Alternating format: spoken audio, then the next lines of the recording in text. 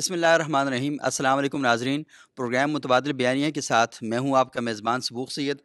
آج ہمارے ساتھ خورشید ندیم صاحب نہیں ہیں، وہ میں آپ کو بعد میں بتاؤں گا کیوں نہیں ہیں، لیکن آج جو ہمارے ساتھ مہمان موجود ہیں وہ پاکستان کی ایک بڑی معروف علمی شخصیت ہیں، اسلامی نظریاتی کونسل کے چیئرمین ہیں اور پشاور یونیورسٹی کے سابق وائس چانسلر بھی رہے ہیں۔ کئی ایشوز پر وہ بڑی زبردست اور بڑی اہم رائے رکھتے ہیں۔ تو آج صحافیوں کے ساتھ ان کی ایک نشست ہے، تو آپ کو میں اس نشست میں لے کے جاؤں گا۔ ڈاکٹر قبلہ یاز صاحب آپ کے ساتھ گفتگو کریں گے، اور یہ گفتگو کئی حوالوں سے بڑی اہمیت کی حامل ہوگی، کیونکہ میڈیا کا کردار پاکستان میں کئی حوالوں سے تنازع کا سبب بنتا ہے۔ اکثر لوگ اس پر اعتراضات اٹھاتے ہیں کہ اس کا کردار کوئی اہمیت کا حامل نہیں ہے، اور یہ سوال بھی اٹھایا جاتا ہے اور یہ بات بھی کہی جاتی ہے کہ پاکستانی میڈیا پر سنجیدہ موضوعات کو زیادہ فوکس نہیں کرتا، بلکہ اس کے بجائے ایسے موضوعات کو زیر بحث لاتا ہے جن کی عمر انتہائی کم ہوتی ہے، بہت چھوٹے چھوٹے موضوعات کو زیر بحث لاتا ہے صرف ریٹنگ کے حصول کے لیے۔ تو میں مائک پروفیسر ڈاکٹر قبلہ یاز صاحب کے حوالے کروں گا، وہ اپنے خیالات کا اظہار کریں گے، آپ اس میں سوالات بھی کریں گے، اور پھر اس کے بعد پھر ہم اس نشست کا اختتام کریں گے۔ جی پروفیسر ڈاکٹر قبلہ یاز صاحب۔ جناب خورشید ندیم صاحب کا شکریہ ادا کرتا ہوں، بہت سید صاحب کا، بالخصوص کہ جنہوں نے organization for research and education کے پلیٹ فارم سے آج یہ موقع دیا کہ جو اسلام آباد کے اندر ہمارے جو صحافی ہیں، رپورٹرز ہیں، جرنلسٹس ہیں، ان سے ملاقات ہو اور ایک بہت اہم موضوع پہ گفتگو ہو۔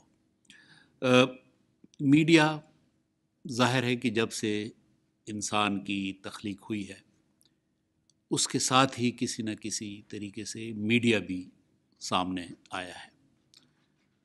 تو میں نے ہمیشہ یہ تجویز کیا ہے جب میں یونیورسٹی میں ہوا کرتا تھا کہ علوم کی اور اس طریقے سے سماجی جو ارتقاء ہے اس کی ایک تاریخ بھی ہونی چاہیے جو ہم اپنے طالب علموں کے ساتھ شیئر کریں اور ان کو بتائیں کہ جب تاریخ ہم بتائیں تو بہتر طریقے سے وہ پھر چیزوں کو انڈرسٹینڈ کر سکتے ہیں۔ اور یہ مختلف حوالوں سے ہے کہ اس کے ساتھ ساتھ اس کی تاریخ بھی ہو، معاشرتی علوم ہو، لٹریچر ہو، سائنس کی اپنی تاریخ ہے، ٹیکنالوجی کی اپنی تاریخ ہے۔ ٹیکنالوجی کی تاریخ میں ہم یہی ذکر کرتے ہیں کہ عاد و ثمود کو آپ دیکھیں تو عاد و ثمود تاریخی قومیں ہیں، پہاڑوں کے اندر محلات بنایا کرتی تھی، تو یہ ٹیکنالوجی تھی نا، پہاڑوں کو چیر کر محل بنانا، پانی کا انتظام کرنا، لائٹ کا انتظام کرنا، باتھ رومز کا انتظام کرنا، کوئی ٹیکنالوجی ہوگی۔ ٹیکنالوجی میں ہم مصر کو دیکھتے ہیں کہ کس طرح ڈیڈ باڈیز کو صدیوں تک پریزرو کرتے آ رہے ہیں۔ فرعون کی لاشیں آج بھی، مختلف فرائض جو ہیں ان کی لاشیں آج بھی آپ کو لندن میوزیم میں، اور جو رامسیس ثانی فرعون ہے اس کی لاش تو اب بھی مصر میں موجود ہے۔ اب اس کا پاسپورٹ بنا جب علاج کے لیے اسے فرانس بھیجا گیا۔ تو یہ ٹیکنالوجی کی تاریخ ہے، میڈیا کی بھی اپنی تاریخ ہے اور بہت زبردست تاریخ ہے۔ مثلاً کسی زمانے میں ہمیں اپنے آباء و اجداد بتایا کرتے تھے کہ عید کا اعلان ہم کیسے کرتے تھے۔ عید کا اعلان ایسے ہوتا تھا کہ مثلاً افغانستان میں اگر کسی نے چاند دیکھا تو وہ پہاڑوں کے اوپر الاؤ روشن کرتے تھے، اور پھر وہ پورا پہاڑی سلسلہ چترال تک پتہ چل جاتا تھا کہ جو الاؤ روشن ہے تو یہ رمضان کا اعلان ہو گیا یا عید کا اعلان ہو گیا، چاند دکھائی دیا۔ اس طریقے سے فلموں کے حوالے سے مثلاً ہم کرتے تھے، آپ میں سے تو شاید کوئی بھی وہ اس زمانے کا نہیں ہوگا کہ فلم جب نہیں آتی تھی تو ایک تکون قسم کا ایک ٹھیلا سا ہوتا تھا، اس پہ وہ فلم کا نام لکھا جاتا تھا اور پھر وہ شہر میں لوگ گھماتے تھے۔ یا ایک ڈنڈورچی ہوتا تھا، وہ باقاعدہ ڈول کے ذریعے جگہ جگہ کھڑے ہو کے، ڈپٹی کمشنر کا اعلان بھی ڈنڈورچی کے ذریعے ہوتا تھا۔ وہ سرکاری ڈنڈورچی ہوتا تھا، وہ باقاعدہ ملازم ہوتا تھا، وہ جگہ جگہ اڈوں کے اوپر، بڑے بڑے بازاروں کے اندر جا کے لوگوں کو جمع کرتا تھا۔ تو اس طریقے سے پھر آپ کے پاس اخبارات، پھر ٹیلی ویژن، بلیک اینڈ وائٹ، پھر چینلز آ گئے، اور پھر الیکٹرانک میڈیا بڑا، اب سوشل میڈیا ہے۔ تو اب سوشل میڈیا جو ہے اس نے تمام سابقہ میڈیاز جو ہیں تقریباً ان کو سپلانٹ کر لیا ہے، ان کی جگہ لے لی ہے۔ آج بہت کم لوگ ہیں کہ جو اخبارات دیکھتے ہیں، آج محدود تعداد ہے کہ جو ٹیلی ویژن کے اوپر سیریس مکالموں یا سیریس گفتگو جو ہے ان کو وقت دیتے ہیں. وہ تفریحی پروگرام تو دیکھ لیتے ہیں، لیکن جو ہمارا سوشل میڈیا ہے اس نے ایک بہت اہم جگہ بنا لی ہے، جس میں کچھ تو منفی چیزیں بھی آتی ہیں لیکن مثبت چیزیں بھی بہت ہیں. اور بے شک ہمارا قومی مزاج ایسا ہے کہ ہم زیادہ مثبت چیزوں کی طرف نہیں جاتے، لیکن جو سنجیدہ ترقی یافتہ قوم ہے وہاں سوشل میڈیا کو بہت ہی اچھے مقاصد کے لیے استعمال کیا جاتا ہے. اور آج کا سوشل میڈیا میں سمجھتا ہوں کہ صرف ایک پروگرام اگر اس کی طرف بھی ہم آ جائیں جس کو ٹیڈ ٹاکس کہتے ہیں، تو ٹیڈ ٹاکس میں اس قدر وزڈم ہے، اس قدر نالج ہے کہ انسان حیران ہو جاتا ہے کہ ایک مانا جانا پروفیسر، ایک مانا جانا ماہر مضمون کا، کسی فن کا ماہر، وہ آپ کو 15-20 منٹ میں پورے ایک ٹاپک کا جو ماحصل ہے وہ پیش کر دیتا ہے، اور بہت ہی متاثر کن طریقے سے. تو ٹیڈ ٹاکس آج میں سمجھتا ہوں کہ ہر یونیورسٹی کے ٹیچر کو، ہر ایسے اسکالر کو کہ جو سنجیدہ طور پہ چاہتا ہے کہ معلومات حاصل کرے، ٹیڈ ٹاکس ان کے لیے ایک بہت بڑا مخرج ہے. جلدی میں اگر کسی کو ضرورت ہو تو ٹیڈ ٹاکس کی طرف. تو پھر سوشل ٹرانسفارمیشن میں سب سے پہلے میں سمجھتا ہوں کہ جب ہمیں سوشل میڈیا کی طاقت کا پتہ چلا وہ تیونس میں، جس کے بعد پھر عرب بہار، عرب سپرنگ کی ابتدا ہوئی، کہ ایک ریڈیو والے کے ساتھ پولیس کے کسی بندے نے زیادتی کی اور پھر پورا انقلاب آیا. وہ اب انقلاب منفی ہے یا مثبت، وہ تو پھر بہت سارے عوامل ہوتے ہیں کہ وہ پھر عوامی جذبات سے اپنا فائدہ اٹھا لیتی ہیں، لیکن بنیادی طور پہ وہ ایک لاوا جو بن گیا تھا اس معاشرے کے اندر ایک جبر کے نظام کے خلاف، اس کے لیے راستہ وہ سوشل میڈیا نے دیا. چنانچہ اب یہ سلسلہ اب بھی جاری ہے. بہت اچھی باتیں ہم سوشل میڈیا پہ پیس کے حوالے سے دیکھتے ہیں، بہتر رویوں کے حوالے سے ہم دیکھتے ہیں، منفی رویوں کے حوالے سے بھی ہے، بہتر رویوں کے حوالے سے بھی. جہاں پہ ہیٹ سپیچز سوشل میڈیا کی وجہ سے ہیں، وہاں پہ لو سپیچز جو ہیں وہ بھی سوشل میڈیا کے ذریعے. اب یہ ہمارا فیصلہ ہے کہ ہم نے کس کی طرف جانا ہے. اب اس وقت جو ہماری سچویشن ہے انڈیا اور پاکستان کا، یہ آپ دیکھ رہے ہیں کہ اس میں سمجھتا ہوں، اور عمومی طور پہ یہ اب انڈیا کے اندر بھی یہ بات تسلیم کی جا رہی ہے کہ وہ یہ کہتے ہیں کہ پاکستانی میڈیا کا کردار جو ہے وہ زیادہ بہتر اس پورے بحران میں رہا ہے. تو یہ ایک کمال کی بات ہے کہ کس طریقے سے قوم کو یکجا کرنا، قوم کو ایک مشن دینا، ایک جہت دینا، اس میں میڈیا کا کردار آپ بالکل نظر انداز نہیں کر سکتے. اگر میڈیا چاہتا کہ اس پورے کریڈٹ کو جو اس وقت پاکستان کو بڑی حد تک جا رہا ہے، اس کریڈٹ سے محروم کرتا اپنے ہمارے نظم کو، تو یقیناً میڈیا کے اندر یہ استطاعت ہے، میڈیا کے اندر یہ پار ہے کہ اگر میڈیا دوسرا رخ اختیار کر لیتا تو آج شاید پاکستان کی، آج ہم محسوس کرتے ہیں کہ ایک سینس آف پرائیڈ ہے پاکستانیوں کے اندر، یہ چند دنوں کے حالات کی وجہ سے ایک سینس آف رسپیکٹ بھی ہم اپنے اندر محسوس کر رہے ہیں. ہمیں یہ بھی پتہ چل رہا ہے کہ ہماری فوج جو سرحدوں کی حفاظت ہے تو محسوس کرتے ہیں کہ وہ اس کی استطاعت بھی رکھتی ہے، قوت بھی رکھتی ہے، مہارت بھی رکھتی ہے، پروفیشنلزم میں ہماری فوج جو ہے تو ایک بڑی عزت، اور یہ ایک اجماعی ہمارا جو ہے.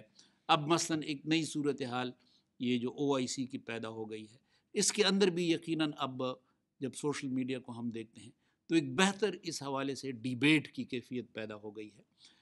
بہت اچھے سوشل میڈیا کے جو ایکسپرٹس ہیں اور فہمیدہ لوگ ہیں وہ نقطہ نظر کا اختلاف کا اظہار کرتے ہیں کہ اگر پاکستان OIC میں جاتا تو شاید ایک بہتر صورت پیدا ہوتی اس قسم کی.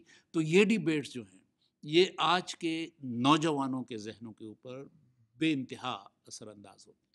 میرے پہلا خیال یہ تھا، میں نے خورشید ندیم صاحب سے اس کا ذکر بھی کیا ہے، میرا خیال یہ تھا کہ ہمارا نوجوان جو ہے طالب علم وہ شاید اتنے حساس نہیں ہیں، اتنے وہ سیریس نہیں ہے قومی معاملات میں، لیکن میں نے کچھ جگہوں پہ یہ دیکھا کہ نہیں وہ بہت سیریس ہیں، اور اس کا کریڈٹ جو ہے وہ سوشل میڈیا کو جاتا ہے. کیونکہ نوجوان آج کل اخباروں سے کٹ گئے ہیں، ٹیلی ویژن کے ساتھ بھی ان کی اتنی مناسبت نہیں ہے، لیکن سوشل میڈیا کے اندر مکمل وہ جو کہتے ہیں کہ سوشل میڈیا کے ساتھ وہ بالکل ٹیون ہے. تو کلاس کے اندر بھی، کلاس روم کے اندر بھی وہ استاد کی نظریں چھپا کے اور موبائل پہ لگے رہتے ہیں. تو سوشل میڈیا کے ساتھ اور سوشل میڈیا کے اثرات ہیں. تو اس وقت کچھ اچھی تنظیمیں بھی ہیں, آرگنائزیشنز بھی ہیں, وہ بھی سوشل میڈیا کے. تو یہ پیغام پاکستان کا اب جو سلسلہ ہے, یہ میں سمجھتا ہوں کہ ہمارے تناظر میں ایک بہت بڑی ڈیولپمنٹ ہے. بہت بڑی ڈیولپمنٹ یہ ہے کہ 1980 سے لے کے اور بعد کے آنے والے سالوں میں ہماری ذہنیت جو تھی وہ ایک جنگی ذہنیت بن گئی تھی, اور ہم جنگ کے جو لوگ تھے, تشدد کے جو لوگ تھے, ان کو ہیرو بنا رہے تھے. نصاب کے اندر بھی یہی باتیں آئی تھی, اور پھر سوشل میڈیا کے ذریعے بھی یہی بات چل رہی تھی. تو بہت سارے واقعات ایسے ہوئے کہ اندر سے بظاہر نہیں لگتا تھا, اندر سے انٹروسپیکشن کی کیفیت پیدا ہوتی ہے.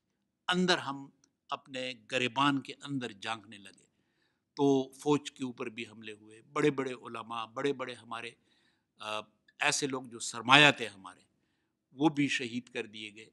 لیکن جس چیز نے آخری تنکے کا کام دیا وہ اے پی سی کا واقعہ تھا, اے پی ایس کا, آرمی پبلک اسکول کا واقعہ پشاور میں, کہ جو میں سمجھتا ہوں کہ انسانی تاریخ میں اس قسم کا واقعہ اگر ہوا ہے تو ایک تو منگولوں نے جب بغداد پہ قبضہ کیا تو بچوں کو اس طریقے سے دیواروں کے ساتھ ان کے سر ٹکرا کے مارا گیا.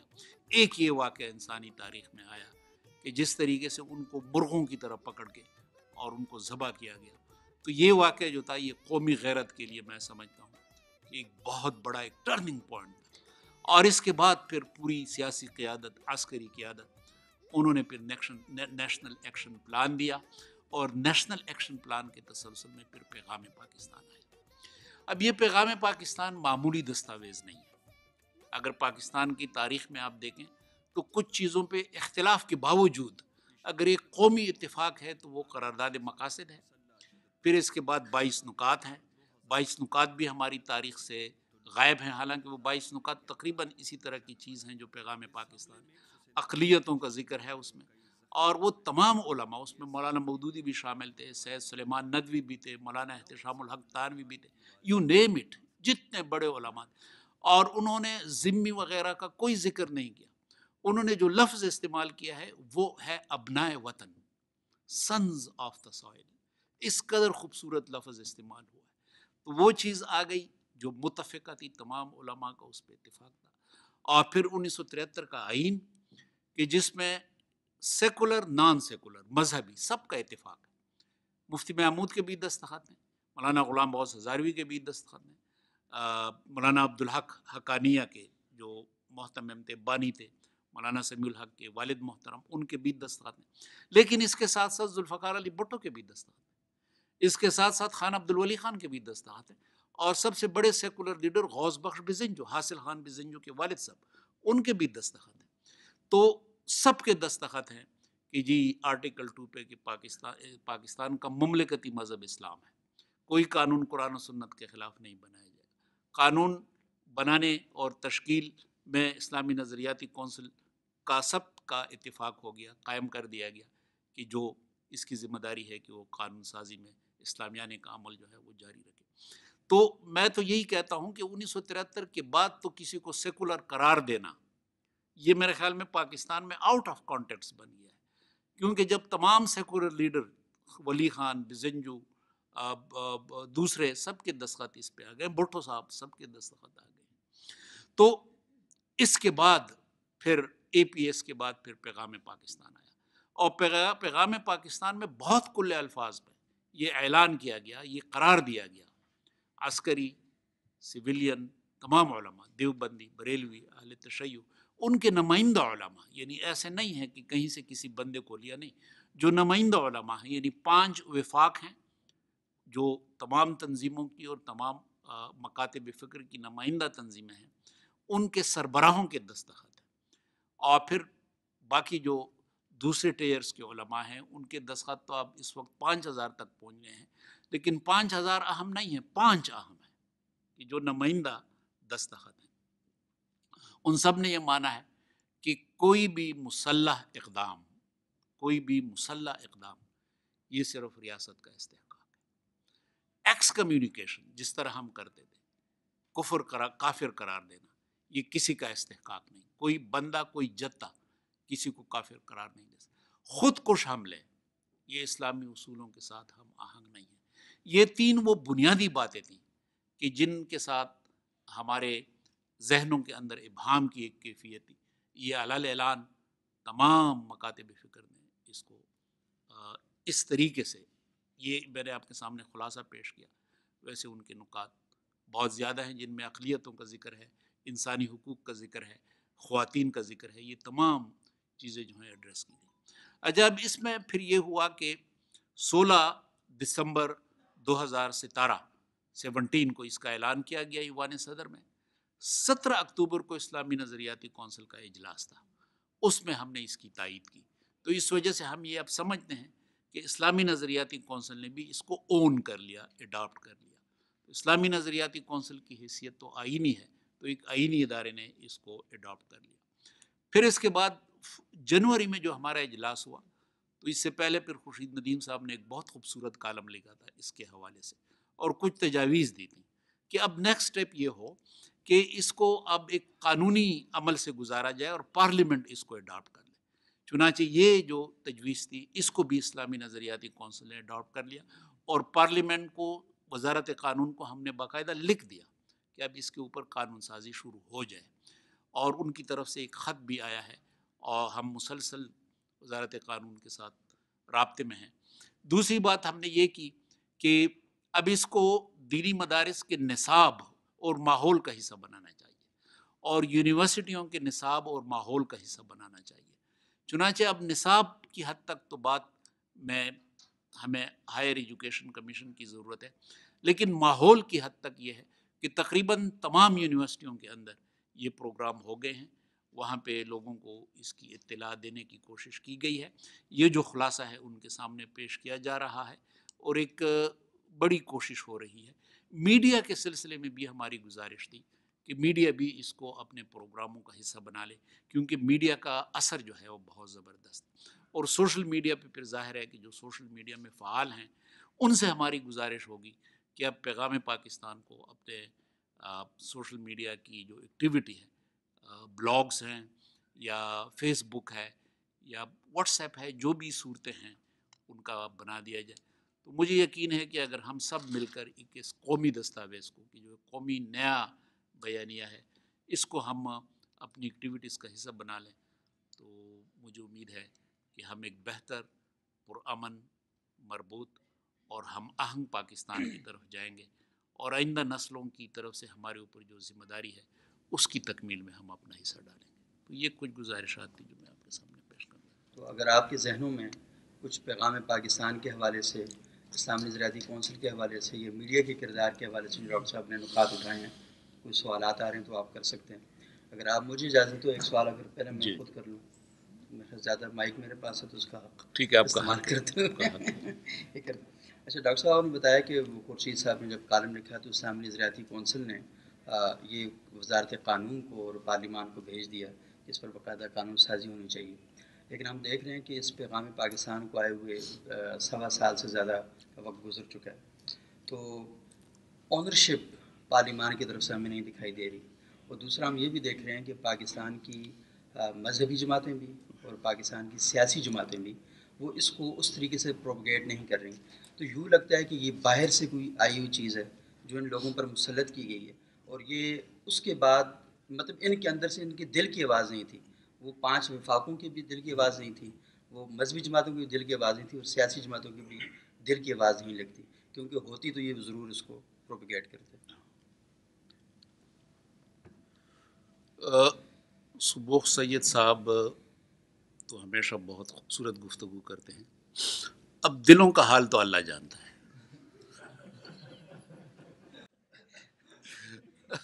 وہ تو ہمیں ظاہر ہے کہ عالم الغیب تو اللہ تعالیٰ ہے، لیکن اب تک کی جو ایکٹیویٹیز ہیں وہ ان سے پتہ چلتا ہے کہ نہیں، ایسی بات نہیں ہے، کافی تبدیلی ہے، کافی تبدیلی ہے۔ دینی جو ہمارے مکاتب فکر ہیں، وہ جو پیغام پاکستان کی پوری کتاب آ گئی تو اس کے 2 حصے ہیں، ایک ہے تمہیدی تعارفی حصہ، ایک ہے وہ اصل ڈاکومنٹ کی جن پہ دستخط ہیں۔ تو علل اعلان وہ یہ سب کہتے ہیں کہ ہم مکمل اتفاق کرتے ہیں دل کی تمام گہرائیوں کے ساتھ، عمیق گہرائیوں کے ساتھ، ہم اس کو مانتے ہیں. وہ جو تمہیدی تعارفی کلمات ہیں ان میں ایک فکرے کے ساتھ ان کا اختلاف ہے، جو کہ کوئی اس کی حیثیت بھی اس لیے نہیں ہے کہ وہ محض تعارف ہے. کوئی یہ دعویٰ نہیں کرتا کہ آپ نے ہر حرف کے ساتھ اتفاق کرنا، لیکن جن پہ دستخط ہیں وہ ان کے ساتھ. اچھا، اب جو تھوڑا بہت پرابلم ہے یہ میں آپ کو بتاؤں. پرابلم یہ ہے کہ جب یہ پیغام پاکستان آیا تو اس وقت سے اگر آپ حالات دیکھیں تو ملک کے اندر ایک ارتعاش کی کیفیت تھی. یعنی پاناما کیس آ گیا، اس کی وجہ سے پارلیمنٹ کی توجہ بھی اس طرف نہیں تھی، حکومت بھی. اس کے بعد پھر انٹرم گورنمنٹ آ گئی، تو انٹرم گورنمنٹ تو کوئی فیصلہ کر نہیں سکتی. اس کے بعد نئے الیکشن ہوئے، تو نئے الیکشنز کے بعد آپ دیکھتے ہیں کہ ابتدا میں تو تمام سیاسی قوتوں کے درمیان ایک بہت کی کیفیت تھی، قائمہ کمیٹیاں بھی نہیں بن رہی تھیں. اب بمشکل قائمہ کمیٹیاں بنی ہیں، اور اب تک کوئی قانون سازی کا عمل جو ہے وہ اس قدر مربوط طریقے سے نہیں ہو رہا، کیونکہ کچھ انٹرنل آپ سب دیکھ رہے ہیں. تو ہمیں امید ہے کہ یہ جو اس وقت کا بحران ہے یہ بحران گزر جائے. اس بحران کے اندر سے میں سمجھتا ہوں کہ خوبصورتی بھی آئی ہے، وہ یہ ہے کہ فوج اور سویلین جو قوتیں ہیں ان کے درمیان بھی ایک نزدیکی قرب کی کیفیت پیدا ہو گئی. سیاسی قوتوں کے درمیان بھی، کیونکہ ہمیں بڑی خوشی ہے اس بات کی اور ہمیں اس پہ فخر کرنا چاہیے. یعنی لاکھ اختلاف کے باوجود لیکن آپ نے تمام سیاسی قوتوں کو دیکھا کہ جب پاکستان کے اوپر مشکل وقت آیا تو سب یکجا ہو گئی، اور سب نے باقاعدہ اس کے باوجود کہ ان کے تحفظات ہیں لیکن تحفظات کو ایک طرف رکھ کے اور یکجہتی کا ہونے کا ثبوت دیا. تو اس کا کریڈٹ ہمیں دینا چاہیے تمام سیاسی قوتوں کو. تو اب ہمیں امید ہے کہ یہ جو اس فیز سے ہم گزر جائیں تو ایک سیریس قانون سازی کا عمل انشاءاللہ شروع ہوگا. اور مجھے یقین ہے کہ بالآخر ہماری کوششیں، خورشید ندیم صاحب نے پچھلے ہفتے بھی اس پہ ایک بڑا خوبصورت کالم لکھا ہے، اور یہ باتیں دوبارہ ایک نئے انداز میں ریپیٹ کی ہیں، جو انشاءاللہ ہم آئندہ آنے والے اجلاس میں ان کا کالم رکھ رہے ہیں ایک بار پھر، تاکہ ممبران کی بھی اور حکومت کی بھی اس طرف توجہ مبذول کریں. ڈاکٹر صاحب نے شروع میں ٹیڈ ٹاکس کا ذکر کیا، اور ان کی گفتگو سنتے ہوئے مجھے ٹیڈ ٹاکس ہی یاد آتی رہی، کیونکہ جتنے مختصر انداز وقت میں آپ نے جامع اور مدلل مقدمہ پیش کیا تو میرا خیال ہے کہ وہ ہم سب کے لیے نہایت علم افروز تھا اور فکر انگیز بھی تھا. ایک دو چیزیں میں صرف عرض کرنا چاہتا ہوں. پہلی چیز تو سوشل میڈیا کی اہمیت کے حوالے سے جو کچھ بھی آپ نے فرمایا مجھے اس سے مکمل طور پہ اتفاق ہے، اور میں اس میں صرف اتنا اضافہ کروں گا کہ سوشل میڈیا سے پہلے جو ہمارا ایک اجارہ داری قائم تھی مین اسٹریم میڈیا کی اور چند ایک لوگوں کی، اور وہ پبلک اوپینین کو جس طرح چاہے مولڈ کر سکتے تھے، تو سوشل میڈیا نے وہ اجارہ داری ختم کر دی. اب جب مائک بہت سارے لوگوں کے پاس آ گیا ہے اور میڈیا بھی سب کی ریچ میں ہے، تو اس سے کچھ مسائل تو ناگزیر طور پر پیدا ہوئے ہیں، لیکن اس سے جو اپرچونٹی پیدا ہوئی ہے میرا خیال ہے وہ اس کے مقابلے میں کہیں زیادہ ہے، اور اس کے نتیجے میں ایک بہتر فیصلہ سازی ہو سکتی، کیونکہ آپ کو عوام کی اور خاص طور پہ پڑھے لکھے لوگوں کی رائے کو سمجھنے کا ایک موقع میسر آیا ہے جو کسی بھی بہتر فیصلے کے لیے ضروری ہے. اور دوسری چیز یہ ہے کہ سب لوگ، میرا خیال ہے اس سے انتہا پسندی میں بھی کمی ہوئی ہے، کیونکہ انتہا پسندی کی ایک بڑی وجہ یہ تھی کہ لوگوں کے پاس آؤٹ لیٹ نہیں تھا، اپنی بات کہنے کا کوئی ذریعہ نہیں تھا، اپنی بات دوسروں تک پہنچانے کا کوئی ذریعہ نہیں تھا. تو سوشل میڈیا نے وہ کمی پوری کی ہے. تو میرا خیال ہے ہمیں بھی اس کو ایک بڑی اپرچونٹی کے طور پر ہی سمجھنا چاہیے، نہ کہ اس کے جو فال آؤٹ ہیں اس سے پریشان ہو کے ہم ٹویٹر پہ اور یوٹیوب پہ اور ان سب چیزوں پہ پابندیاں لگانے کے بارے میں سوچیں جیسے ماضی میں ہوتا رہا. ایک آخری بات میں پیغام پاکستان کے حوالے سے کرنا چاہتا ہوں. پیغام پاکستان کی دستاویز یقیناً نہایت اہم ہے، اور یہ ہماری تاریخ میں یوں کہہ لیں کہ ایک اہم قدم ہے جس کو ہم لے سکتے ہیں. اس کے بعض مندرجات سے یا اس کے طریقہ کار سے تحفظات ہو سکتے ہیں، اور مجھے بھی شاید ہیں، لیکن میرا خیال ہے کہ پیغام پاکستان بہرحال ایک ایسی دستاویز ہے جس پہ غور و فکر کرنے کی ضرورت ہے. مجھے جو مسئلہ نظر آ رہا ہے اس میں صرف یہ ہے کہ پیغام پاکستان کی اہمیت پر بہت بات کی جاتی ہے، لیکن خود یہ پیغام ہے کیا اس کے بارے میں لوگوں میں معلومات نہ ہونے کے برابر ہے. اور جو سبوق سید صاحب نے سوال کیا اس کی بھی ایک بنیادی وجہ یہ ہے کہ پیغام پاکستان نے اصل میں کون سا مختلف نقطہ نظر پیش کیا، کون سا ویژن ہمارے سامنے رکھا، وہ ہمارے علم میں نہیں ہے، نہ ہی وہ ہمارے میڈیا میں آیا ہے۔ ہمیں صرف یہ پتہ چلا ہے کہ پیغام پاکستان نے خود کچھ حملوں کو ناجائز قرار دیا ہے اور اس پر اتفاق رائے ہو گیا علماء کا۔ میرا خیال ہے یہ کوئی ایسی چیز نہیں ہے، اس پر پہلے بھی اتفاق رائے تھا۔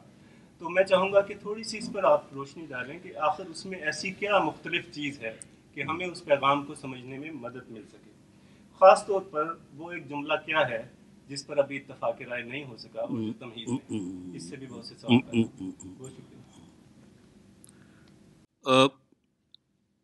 شاہد بخاری صاحب نے سوشل میڈیا کی اہمیت کے بارے میں کچھ مزید اہم نکات پیش کیے۔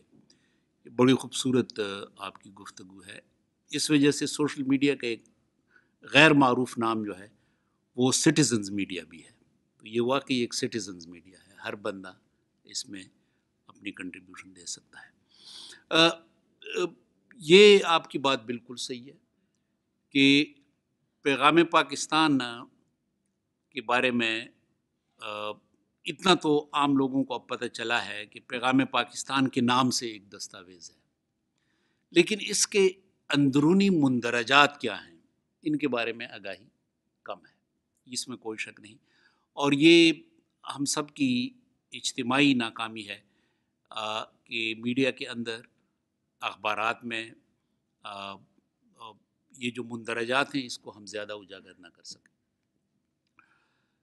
اتفاق تھا، اس میں کوئی شک نہیں، بلکہ مجھے آپ کو میں بتاؤں کہ جس پروگرام میں ایوان صدر میں صدر ممنون حسین صاحب تھے، جب اس کی تقریب نقاب یہ رونمائی ہو رہی تھی تو اس میں بھی تمام علماء نے تقریریں کی۔ مفتی منیب الرحمان صاحب کی تقریر بڑی زبردست تھی، مولانا فضل الرحمان نے بھی اس میں تقریر کی، اور مولانا سلیم اللہ خان، یہ عبدالرزاق سکندر صاحب نے، تو انہوں نے کچھ تاریخ بھی بیان کی۔ مفتی منیب الرحمان صاحب نے کہا کہ یہ فتویٰ جو آج ہم باقاعدہ دے رہے ہیں یہ تو 2004 میں ہم دے چکے ہیں۔ مولانا فضل الرحمان نے کہا کہ 2003 میں ہم دے چکے ہیں، اور وزیرستان کے پہاڑوں سے مدارس کے علماء آ کے اور اسلام آباد میں جمع ہوئے تھے، لاہور میں جمع ہوئے تھے، اور یہ فتویٰ ہم دے چکے ہیں۔ لیکن وہ فتوے جو تھے ان کی حیثیت یہ تھی کہ مفتی منیب الرحمان صاحب کے پاس اکثریتی بریلوی علماء تھے، مولانا فضل الرحمان کے پاس عموماً وہ علماء تھے جو دیوبندی تھے یا جمعیت علماء اسلام کے ساتھ منسلک تھے۔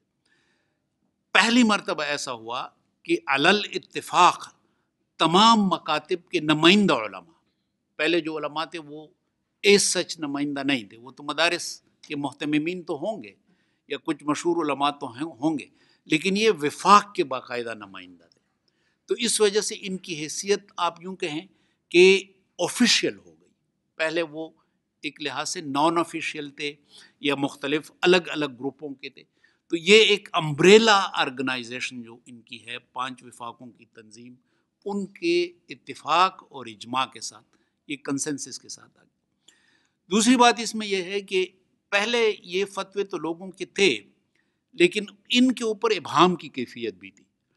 ابہام کی کیفیت ایسی تھی، اور میں ہمیشہ یہ کہتا ہوں کہ ایک تھے مولانا شیر علی شاہ، پشاور میں مولانا شیر علی شاہ، اس کو بھی طالبان نے قتل کیا۔ اس دن بھی جو ان کا جنازہ تھا، وہ جنازہ ایسا تھا کہ میں نہیں سمجھتا کہ پشاور میں کوئی بندہ ایسا ہوگا کہ جس کا رخ قیوم سٹیڈیم کی طرف نہیں تھا، اور پورا پشاور بلاک ہو گیا تھا۔ کسی کو حسن جان صاحب، مولانا حسن جان صاحب، مولانا حسن جان صاحب، کوئی بندہ ایسا نہیں تھا کہ جس کا رخ قیوم سٹیڈیم کی طرف نہ ہو۔ وہ جہاد کے حوالے سے ان کا نقطہ نظر یہ تھا کہ وہ یہ فرمایا کرتے تھے کہ اس دور میں ہمیں یہ اختیار صرف ریاست کو دینی چاہیے۔ طالبان نے قتل کر دیا۔ ایک مولانا شیر علی شاہ تھے، مولانا شیر علی شاہ تھے، جو کہ پرائیویٹ جہاد کے حامی تھے اور اس میں شامل تھے۔ وہ بھی جب وفات پا گئے تو کسی بندے کا رخ کسی اور طرف نہیں تھا، حقانیت کی طرف، حقانیہ کی طرف۔ تو اب اندازہ لگا لیں کہ اس قدر ابہام کی کیفیت ہے کہ جو لوگ مولانا حسن جان کو ہیرو سمجھتے ہیں، تقریباً وہی لوگ شیر علی شاہ صاحب کو بھی ہیرو سمجھتے ہیں۔ یہ ابہام کی کیفیت ہے۔ وہ ابہام کی کیفیت اس فتوے کی وجہ سے جو نیا بیانیہ ہے پیغام پاکستان کا ختم ہو جانی چاہیے، کہ وہ پھر اب علی اعلان تمام مکاتب فکر کے لوگ کہتے ہیں کہ یہ خودکش حملے یہ ان اسلامک ہیں، مسلح اقدام یہ ریاست کی پریروگیٹو ہے، استحقاق ہے، اور تکفیر جو ہے یہ اسلامی روح کے منافی امر ہے۔ تو تکفیر کا سلسلہ جو ہے یہ تو اب بھی کسی نہ کسی حوالے سے جاری ہے۔ ہماری تجویز اسلامی نظریاتی کونسل کے اندر یہ ہے کہ باقاعدہ قانون سازی ہونی چاہیے۔ اب تکفیر کے حوالے سے ایک دفعہ ہے ہمارے پاس، لیکن وہ سزا کم ہے، ضرورت اس بات کی ہے کہ اس سزا کو بھی ذرا سخت کیا جائے۔ آپ نے ایک نقطے کی طرف اشارہ کیا کہ اس نقطے پہ وہ ابتدائی جو تعارفی ڈرافٹ ہے اس میں کچھ انٹرفیتھ کا ذکر ہے، تو انٹرفیتھ کے حوالے سے وہ کہتے ہیں کہ ہماری انڈرسٹینڈنگ جو ہے وہ تھوڑی سی مختلف ہے، اس کی وہ کچھ ایک دو فکرے مزید شامل کرنا چاہتے ہیں، جس پہ کوئی اختلاف نہیں، کیونکہ اب نیا جو فیصلہ ہے وہ یہ ہے کہ وہ ابتدائی کلمات جو ہیں وہ تو الگ سے رکھ دیے گئے ہیں، جو اجتماعی فتویٰ ہے اس کو اب تقسیم کیا جا رہا ہے، تو وہ معاملہ بھی اب تقریباً ختم ہو گیا۔ میرا اس سے ذرا آگے کی نظر گئی، اسپیشلی جو آج کل ہو رہا ہے بین الاقوامی سطح۔ دیکھیے پلوامہ میں ہوا، کہاں بھی ہو، کہیں بھی جہاں کی واقعہ ہوتا ہے انگلی اٹھ جاتی ہے، بالکل، اور یہ سمجھ اور پیغام پاکستان کی پروجیکشن جس انٹرنیشنل لیول پر اب ضرورت ہے، کبھی بھی یہ دن خاص کو گزر گئے کہ ہم تو ایگری تمام علماء تمام مقاصد ایگری کر چکے ہیں، ان کے دستخط ہیں، خودکش جو حملے حرام ہیں، مرضی مسلط کرنا کسی پہ نظریہ، یہ سب چیزیں ہیں، اس پہ تو ہم دستخط کر چکے ہیں، یہ تو ہمارا کامن ڈاکومنٹ ہے، پورے قوم کر چکی ہے، کہ جا کے وہ ہمیں سمجھتے ہیں کہ پاکستان میں پتہ نہیں لوگ کیسے رہتے ہیں، عورتوں کے متعلق ان کی کیا نظریات ہیں، فلانا فلانا۔ تو میں سمجھتا ہوں کہ ابھی او آئی سی کی کانفرنس ابھی ہو رہی ہے، کم از کم مسلمان ملکوں کہ پاکستان یہ کر چکا ہے، اور ویسٹ خاص طور پہ ایک گلوب سے ایک سے دوسرے سے بڑی اس کی پروجیکشن چاہیے تھرو میڈیا اگین، اور میڈیا ہی ہے وہ پیغام پہنچا سکتا ہے کہ Pakistan is done it already, جس کی آپ کرتے ہیں ہم تو ایگری کر چکے ہیں۔ تو یہ جو انڈیا کا پروپیگنڈا، دوسروں کا ایجنسیز کا پروپیگنڈا کہ پاکستان ایک پتہ نہیں ایسی ریاست ہے، یہ تو موجودہ صدی سے کٹ آف ہے اور پتہ نہیں کتنے، تو میرے خیال میں وہ بالکل کہ ابھی تک ہم اس پہ سے گزر گئے ہیں کہ نیشنل لیول پر ہی ہم اس کی پروجیکشن کی بات کر رہے ہیں۔ میرا خیال ہے ٹائم ہاتھ سے نکلتا جا رہا ہے، نکل رہا ہے، آج کل جو واقعات ہو رہے ہیں اس کو۔ یہی وجہ ہے کہ اس کا عربی میں ترجمہ ہو گیا ہے، انگریزی میں بھی ہو گیا ہے، دیگر زبانوں میں بھی ہو گیا ہے، کچھ لیول پہ اس کا بین الاقوامی تعارف بھی ہو گیا ہے۔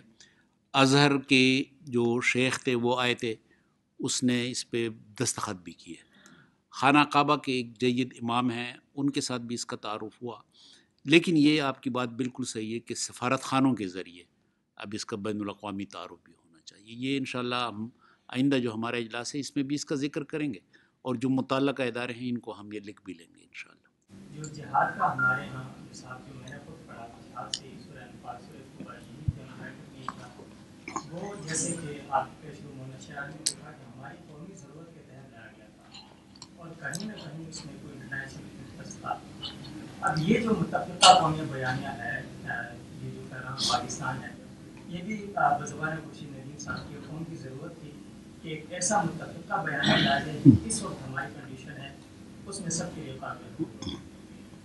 ایک تو یہ بات کہ آئندہ خدا نخواستہ جس طرح بھی ہمیں کبھی کبھی ضرورت پڑ جائے پلوامہ کی بات کی کنڈیشن میں، پھر وہ جو پرائیویٹ جہاد کی صورتحال ہے اس کو پیدا کرنے کے لیے کیا ایک اور نیا ہمیں قومی بیانیہ یا پرائیویٹ جہاد کا ایک تصور لانا پڑے گا، پھر جو ہے اس میں جانا پڑے گا۔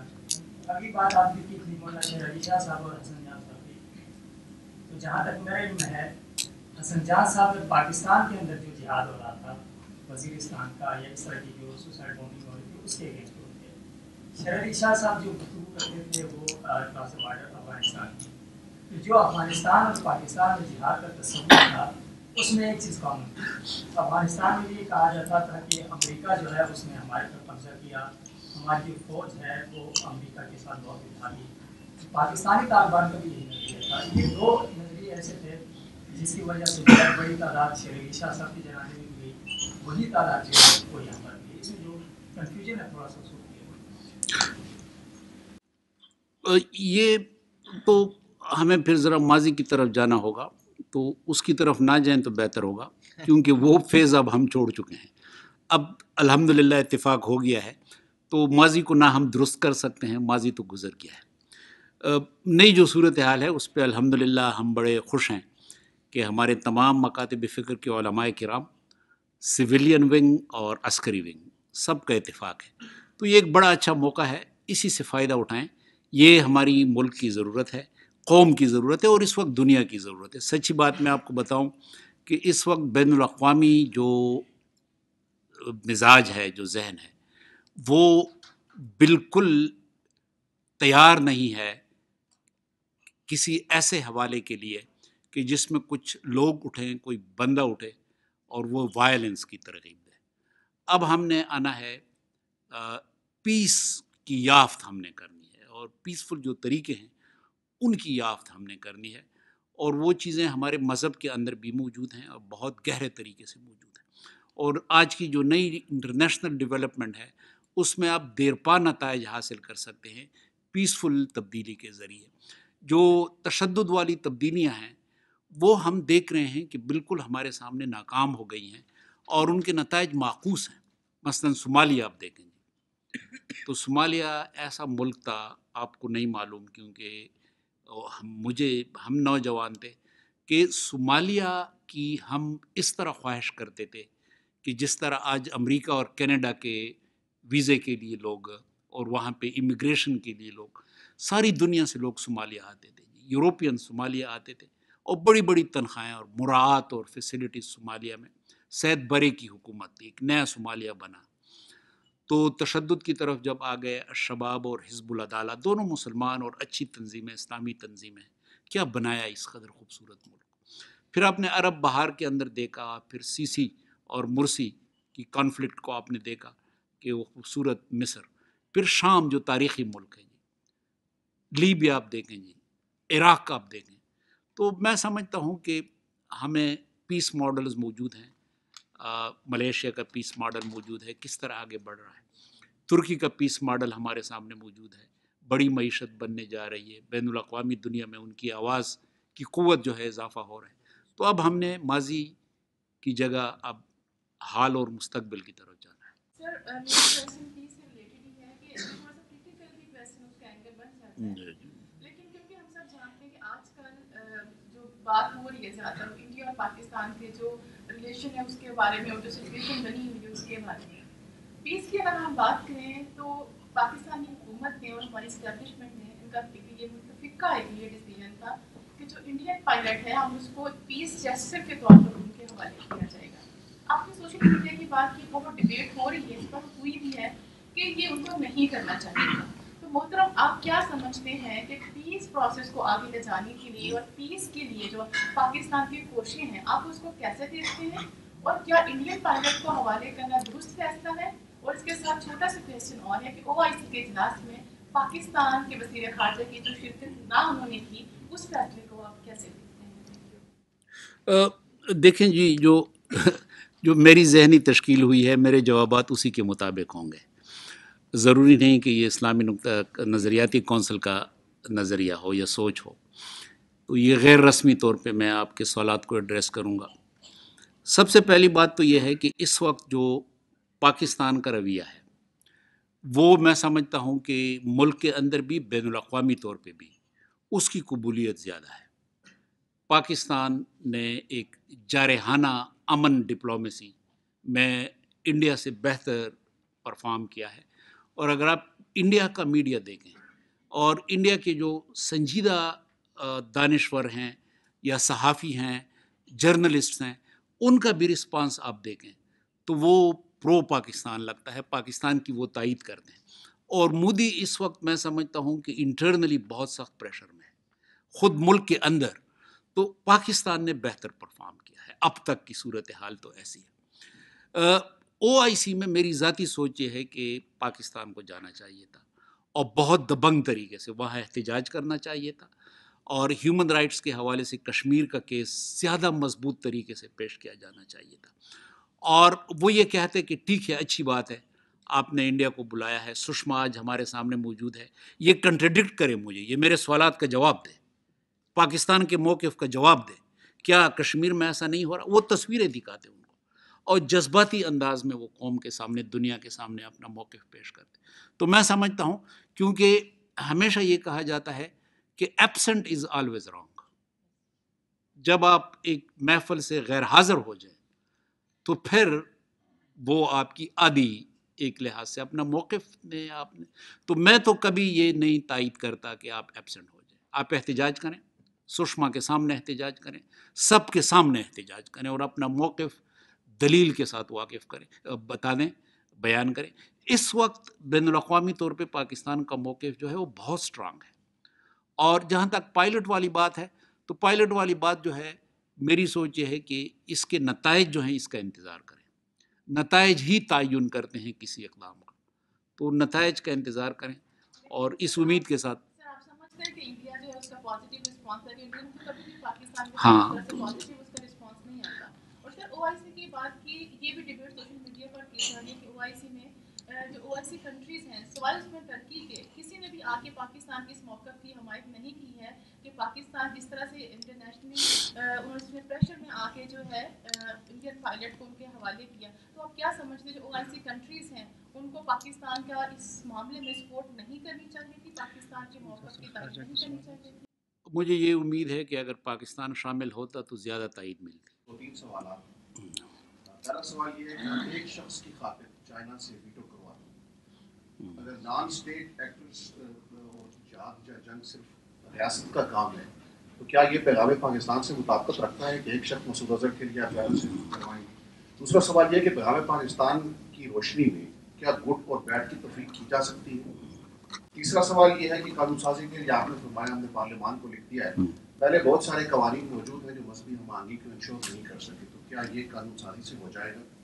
چوتھا سوال یہ ہے کہ صدوق صاحب نے ایک سوال کیا، آپ نے کہا دلوں کا حال تو اللہ جانتا ہے. دلوں کا حال جاننے کے لیے کیا اس پیغام پاکستان کو دینی مدارس کے نصاب کا حصہ بنانے کی ایک کوشش کی جا سکتی ہے؟ ہاں، بہت اچھے سوالات ہیں. یہ پہلی جو دو باتیں ہیں، یہ چائنا والا ویٹو، گڈ اور بیڈ، یہ بہت اہم باتیں ہیں اور اس کی طرف آنا چاہیے. ہمیں امید ہے کہ مزید جب ہم پیغام پاکستان پہ زور دیتے جائیں گے اور یہ معاملہ آگے بڑھے گا تو ایک گریجول مکمل ودرال کی طرف ہم جائیں گے انشاءاللہ سابقہ پالیسیوں سے. یہی مطمع نظر ہمارا ہونا چاہیے. رفتہ رفتہ کافی تبدیلی آ چکی ہے، مزید آنی چاہیے. پارلیمان والی بات جو ہے وہ ہے، پہلے بھی ہیں کچھ چیزیں، لیکن کچھ چیزیں ایسی ہوتی ہیں کہ جب آپ ایک بیانیہ اڈاپٹ کر لیں، اس کے ساتھ اگر قانون سازی نہ ہو تو پھر بعض اوقات ایسا ہوتا ہے کہ ایک کوئی خلاف ورزی جب ہو جاتی ہے تو کوئی آپ ایکشن نہیں کر سکتے. اب ایکشن کے لیے کوئی راستہ تو آپ کے پاس ہونا چاہیے نا، اور وہ تب ہے کہ پارلیمنٹ اس کو اڈاپٹ کر لے. جب یہ اڈاپٹ کر لے تو یہ پھر صرف حکومت کی پالیسی نہیں ہوگی، یہ پھر ریاست کی پالیسی ہو جائے گی. تو بہتری کی امید ہے. دینی مدارس کے اندر نصاب اور اس کا دونوں میں ابھی پرابلمز ہیں، یعنی یونیورسٹیز میں بھی ابھی یہ نصاب کا حصہ تو نہیں بنا اور دینی مدارس میں نہیں بنا، لیکن ماحول کا حصہ بن رہا ہے. ایک ہے نصاب، ایک ہے، ہم نے دو الفاظ استعمال کیے ہیں.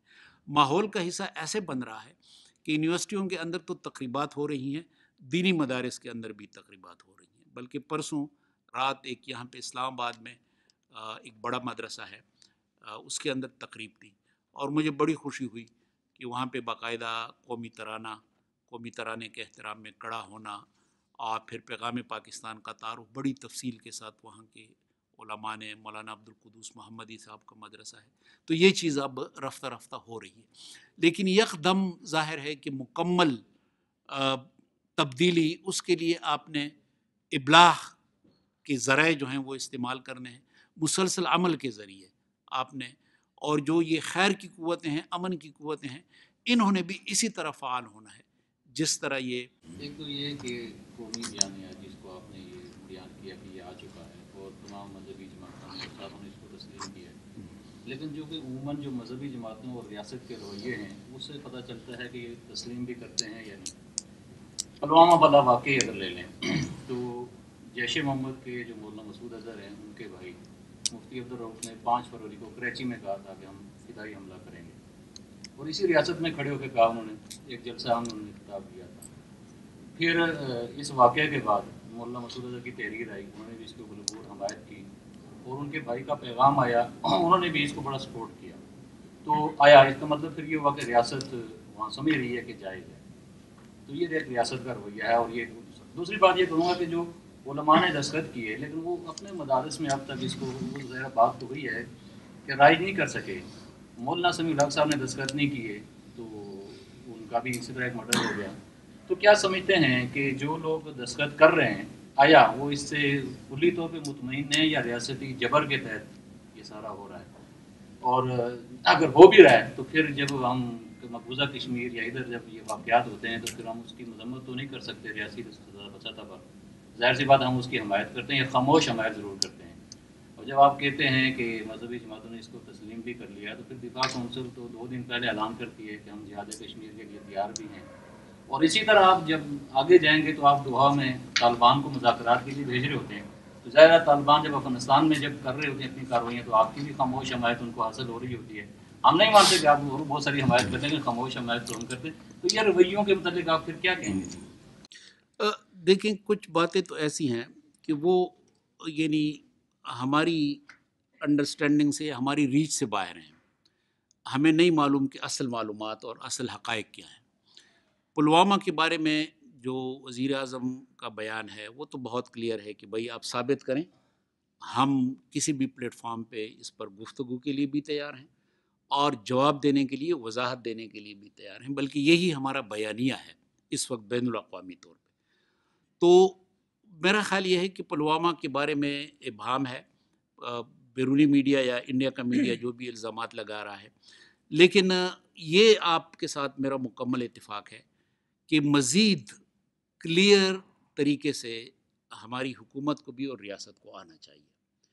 یہ اگر کہیں پہ ابہام ہے تو کوئی ابہام نہیں ہونا چاہیے، اور یہی ہماری کوششوں کا نتیجہ ہونا چاہیے جو آج کے پلیٹ فارم سے یا ادروائز ہم کرتے رہے ہیں کہ مزید وضاحت آتی جائے اور مزید کلیئرٹی آتی جائے۔ جہاں تک دینی مدارس کا تعلق ہے، دیکھیں دینی مدارس کے اندر تو لاکھوں طلباء ہیں، اب لاکھوں طلباء کا تقلیب قلب، مکمل دل پھرنا، اس میں تو ظاہر وقت لگے گا۔ اگر کوئی ایسی سوچ ہے بھی تو وقت کے ساتھ ساتھ امید ہے کہ وہ سوچ بدلتی جائے گی۔ لیکن جو علماء کرام سے ہمارے رابطے ہیں اور ان کو ہم نے سنا ہے، وہ یقیناً جو دستخط انہوں نے کیے ہیں وہ ان کے ساتھ کڑے ہیں اور ان کی مکمل تائید کرتے ہیں۔ بیانیہ اور پالیسی کے سمجھتی ہیں کہ بیانیہ کوئی بھی بیانیہ کو پروپیگنڈے کے طور پہ لیتے ہیں اور کہ پروپیگنڈے کے ذریعے ایک جو تاثر افیکٹ ہو رہا ہے اس کو کرتے ہیں اور اس کی آڑ کے اندر پالیسی جو بھی ہے وہ اسی طریقے سے چلتی ہے۔ ایک تاثر تو یہ کہ ڈاکٹر صاحب بار بار جگہ جگہ پہ کہتے ہیں، خورشید صاحب کے پلیٹ فارم پہ بھی بہت سارے لوگ یہ بات کرتے ہیں، سبھی پیغام پاکستان کے بات کہ پارلیمنٹ کو اڈاپٹ کر لینا چاہیے۔ پارلیمنٹ نے جس بچے کو جنا نہیں ہے جس ڈاکومنٹ کو، تو اس کو کیسے اڈاپٹ کرے گا؟ اس کے پیچھے کوئی بڑی عوامی تحریک نہیں ہے اور نہ ہی کسی عوامی مطالبے پہ جو پارلیمنٹ کے اندر آئی۔ یہ پیغام پاکستان ایک ایسے انکوبیٹر میں پیدا ہوا ہے، ایک ڈاکومنٹ ہے جس کے اندر اسلامی نظریاتی کونسل بھی شامل نہیں ہے۔ اگر قبلہ صاحب جیسے مدبر آدمی چیئرمین نہ ہوتے، پیغام پاکستان بنے یا شرانی صاحب ہوتے، تو ہم دیکھتے کہ پیغام پاکستان کا نقشہ کیا بنتا ہے کہ کس طریقے سے مخصوص ادارے نے ایک انکوبیٹر میں ایک بیانیہ تیار کیا ایک پروپیگنڈا ٹول کے طور کے اوپر، اور اس میں وہ تمام چیزیں شامل کر دی۔ اس میں کوئی چیز نئی نہیں ہے۔ وہی جو مولانا نے کہا کہ 2003 تک تمام کے تمام خطرے ایک جگہ پہ کنورٹ ہو گئے۔ صرف اگر ان کو دیکھیں تو 2-3 جگہوں پہ اگر مگر کا فرق ہے، اور یہ بڑی اچیومنٹ ہے میرے خیال سے، جہاں پہ اگر اور مگر ڈیولپ کیے گئے ہیں وہ بھی بڑی اچیومنٹ ہے۔ لیکن اس کے اوپر یہ اصرار کے اور بجائے اس کو کہ اس کو قانون ساز جو ہمارے ماہر ہیں ان کے ساتھ ڈسکس کیا جائے، یہ مطالبہ کہ اس کو قانون بنا دیا جائے، کیسے بنا دیا، اس اس میں کون سی ایسی چیز ہے جو پاکستان کے آئینی فریم ورک کے اندر نہیں ہے؟ اس میں ایسا کون سی ایسی چیز ہے جس کے لیے ابھی تک کوئی ایسے قوانین موجود نہیں؟ ہیٹ اسپیچ کا قانون ہر جگہ پہ پولیٹیشن لیول کے اوپر ہے. اس میں پرائیویٹ ملیشیا کے حوالے سے آئین بہت زیادہ کلیئر ہے. کون سی ایسی چیز ہے کہ جس کے لیے قانون سازی کرنا ہے؟ کوئی ایک نقطہ اس کے کون سا ایسا ہے کہ پارلیمنٹ کے اوپر اس کو ایک اس کو بوجھ کے طور پہ لا دیا جائے جس کو اس نے جانا؟ یہ عامر رانا صاحب کے نکات بہت اہم ہیں. بیانیہ اور پالیسی یہ بہت خوبصورت آپ نے یہ نقطہ اٹھایا ہے. مجھے امید ہے کہ جب ہم مسلسل ایک ڈیبیٹ اور مکالمے کی کیفیت سے گزریں گے اور اس قسم کے سوالات پیش آئیں گے تو یقیناً موقف میں بھی بہتری آئے گی اور ری الائنمنٹ کی کیفیت پیدا ہوگی. پارلیمنٹ اڈاپٹ کرنے کی بات یہ ہے کہ یہ جو بیانیہ آیا ہے جس طرح بھی آیا ہے ایک بڑے لمبے پروسیس سے. اسلامی نظریاتی کونسل اس وقت چونکہ کوئی چیئرمین موجود نہیں تھا اور اسلامی نظریاتی کونسل مکمل بھی نہیں تھی، اس وجہ سے ہمارے ریاستی ادارے انہوں نے رخ کیا ہائر ایجوکیشن کمیشن کا اور اسلامی یونیورسٹی کا، اور وہاں پہ یہ بیانیہ تشکیل پایا گیا. اسی پلیٹ فارم کو استعمال کیا گیا. قانون سازی یہ ہے کہ مثلاً ان کے جو اہم نکات ہیں وہ یہ نقطہ ہے کہ مسلح اقدام یا اس قسم کے بیانات یا اس قسم کا کام یہ ریاست کا ہے. اب قانون سازی سے جو ہم نے ریکمنڈیشن دی ہے وہ یہ ہے کہ مثلاً اگر کوئی خلاف ورزی کرے اور مسلح اقدام کا اعلان کرے تو اس کی سزا کیا ہو. اس طریقے سے مثلاً ایکس کمیونیکیشن، کفر کے فتوے، یہ اس بیانیے میں یہ کہا گیا کہ یہ اسلامی روح کے خلاف ہیں. اب اگر کسی نے کفر کا فتویٰ دیا، مسجد کے اندر کسی نے اعلان کیا جمعے کے خطبے میں، تو اس کی سزا کیا ہو. ہیٹ سپیچ کا ایک دفعہ موجود ہے لیکن اس میں سزا کم ہے، جس میں ہم نے سفارش کی ہے کہ ذرا سزا کو بڑھا دیا جائے. اس طرح مختلف نکات ہیں کہ جس میں ہم نے تجویز یہ کی ہے کہ قانون سازی کے عمل سے اسے گزارا جائے اور اگر کہیں پہ کوئی ابہام ہے تو اس ابہام کو بھی دور کر دیا جائے. لیکن یہ کوئی ایسی بات نہیں ہے، ظاہر ہے کہ اس پہ مسلسل گفتگو ہو سکتی ہے اور جو وزارت قانون ہے ان کے ساتھ ہماری خط و کتابت ہو رہی ہے. مجھے امید ہے کہ کوئی بہتر راستہ نکل آئے گا. شامل کیا گیا ہے اور فیوچر میں کیا اقدامات کیے جائیں گے کہ یہ پیغام وہاں تک اچھے انداز میں پہنچایا جا سکے. اور اس کے ساتھ پیغام کشمیر جو ہے یہ پاکستان کشمیر کی جو تحریک ہے اس میں کیا کردار ادا کر سکتا ہے، خاص کر کے ماضی اور حال کی مسلح جدوجہد کو دیکھتے ہوئے.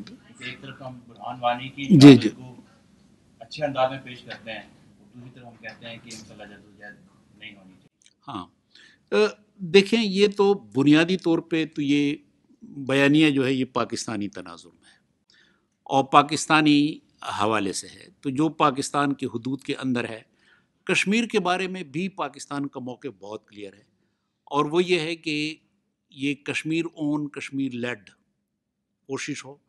اور یہ مسلح حوالہ جو ہے پاکستان کشمیر کے اندر ریاستی پالیسی تو یہی ہے کہ پرامن جدوجہد ہو اور جو پرامن تحریکات ہیں ان کی پاکستان اخلاقی حمایت کرتا ہے. تو میں سمجھتا ہوں کہ ہمارے پیغام پاکستان میں اور جو اس وقت ہماری پالیسی ہے اس کے اندر کوئی ابہام یا تضاد نہیں ہے. میری جو انڈرسٹینڈنگ ہے اسلامی قوانین کے حوالے سے وہ یہ ہے کہ اسلامی قوانین جو ہیں وہ یونیورسل نیچر کے ہیں.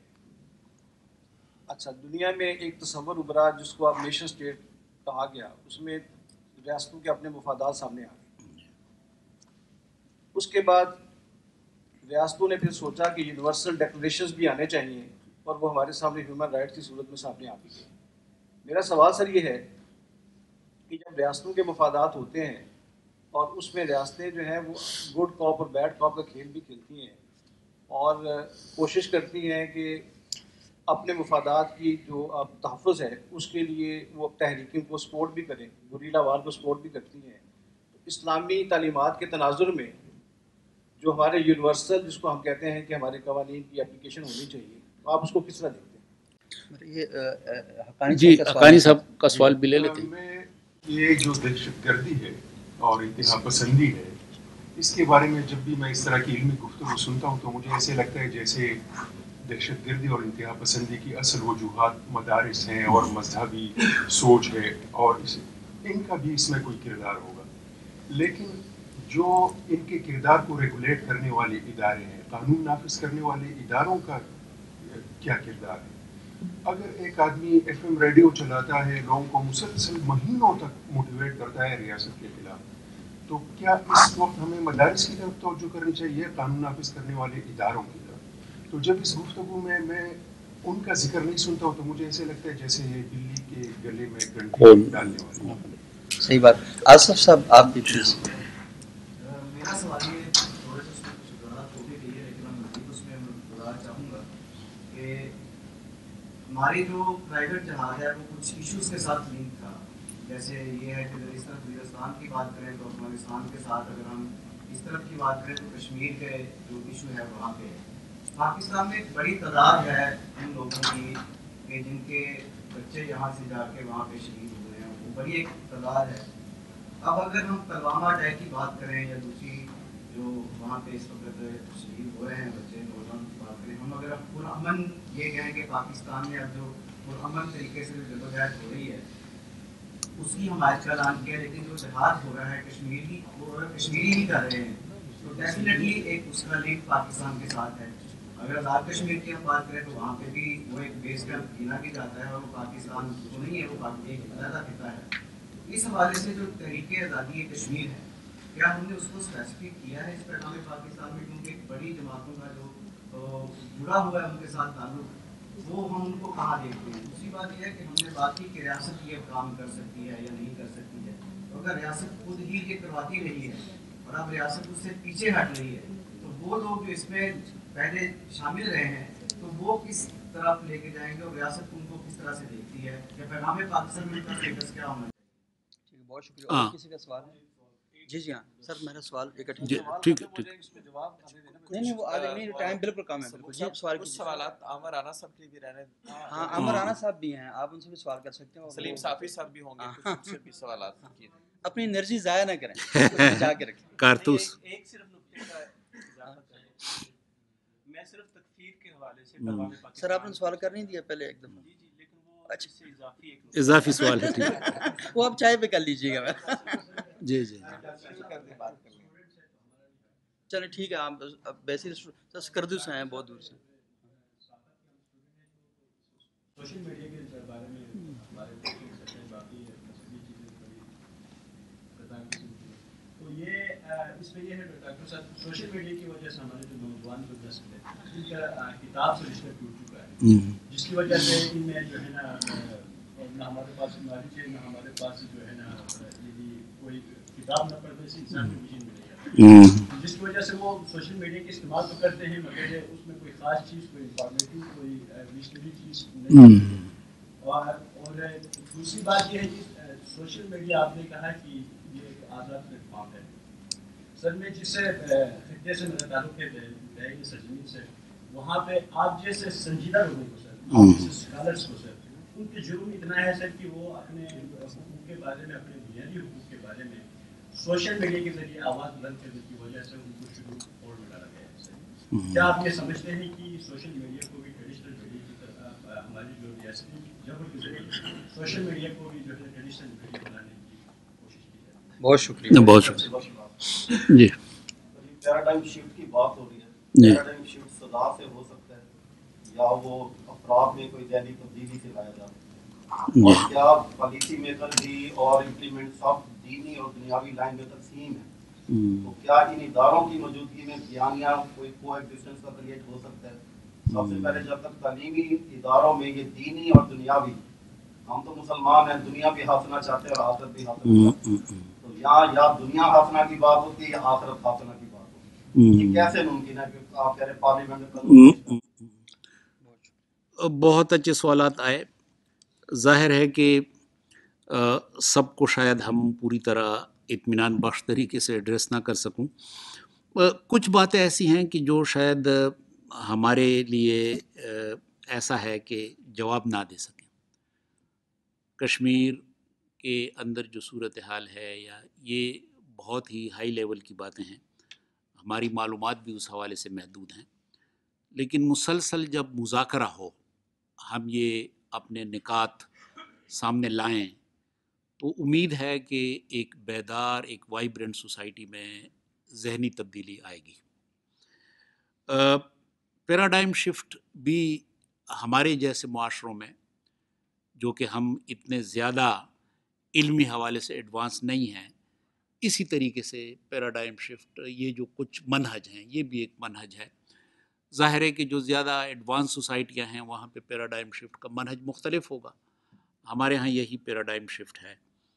تکفیر کے بارے میں وضاحت یہی ہے کہ تکفیر پہلے تو بہت عام ایک کیفیت تھی، بلکہ یہ کہا جاتا تھا کہ صرف کافر ہی ہمیں مسلمان سمجھتے ہیں، ہم تو کسی کو مسلمان نہیں سمجھتے، ایک دوسرے کو کافر قرار دینا، تو صرف کافروں کے سامنے ہم مسلمان ہیں۔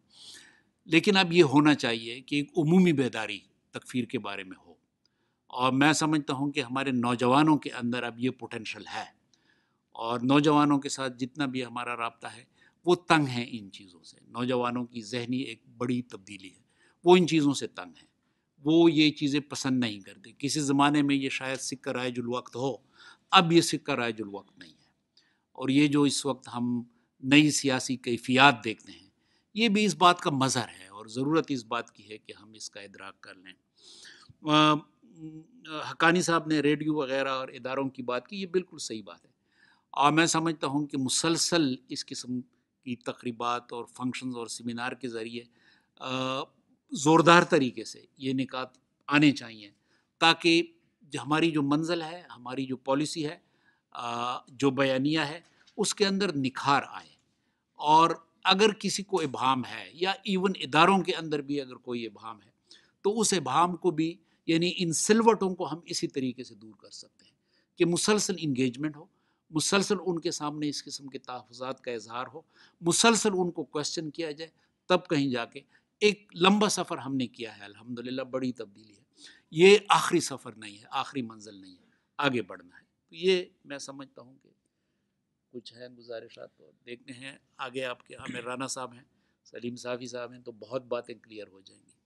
بہت شکریہ پروفیسر ڈاکٹر قبلہ ایاز صاحب، بہت ہی اہم موضوعات پر آج آپ نے گفتگو کی، اور امید ہے کہ انشاءاللہ یہ جو ہمارے صحافی دوست ہیں جو آج کی اس نشست میں شریک ہیں، ہمارے ساتھ بیٹھے ہوئے ہیں، تو انہوں نے باتوں کو بڑا دلچسپی کے ساتھ سنا، بڑی سنجیدگی کے ساتھ سنا، اور یہ امید کی جا سکتی ہے کہ انشاءاللہ آئندہ جب وہ رپورٹنگ کریں گے تو یہ موضوعات جن کی طرف آپ نے رہنمائی کی ہے وہ ضرور جانب متوجہ ہوں گے۔